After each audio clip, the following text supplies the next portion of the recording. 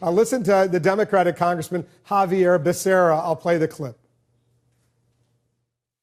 To many of us, this new Ryan Republican budget looks a lot like the old Romney-Ryan Republican budget that Americans less than 6 months ago rejected at the polls. Earth to Chairman Ryan, come back to earth, because people want to get to work.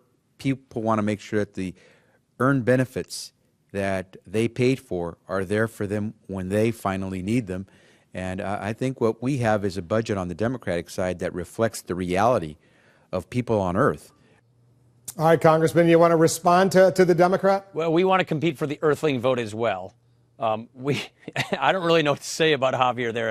I like Javier quite a bit. We disagree on some of these things. We're the ones that have the bipartisan idea to save and strengthen Medicare, not only for the current generation, for the next generation.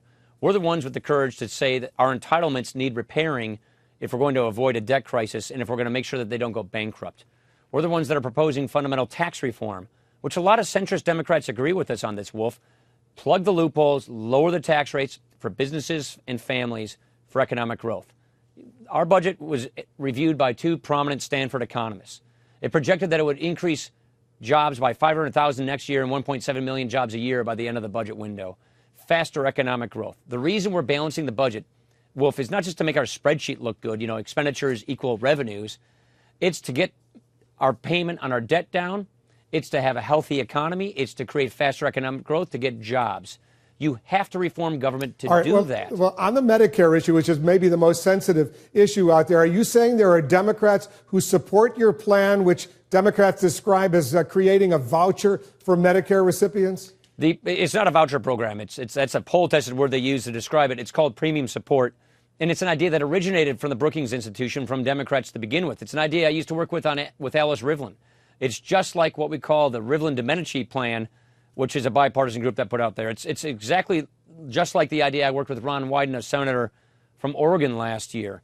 The point is, good people from both political parties can look at this problem, a bankrupt Medicare system in the future, and come to a solution, and that's what we're proposing. Our solution, by the way, Wolf, doesn't affect the benefits for anybody in or near retirement, but it puts reforms of the program so that we can make it solvent for the next generation, like my generation and our kids.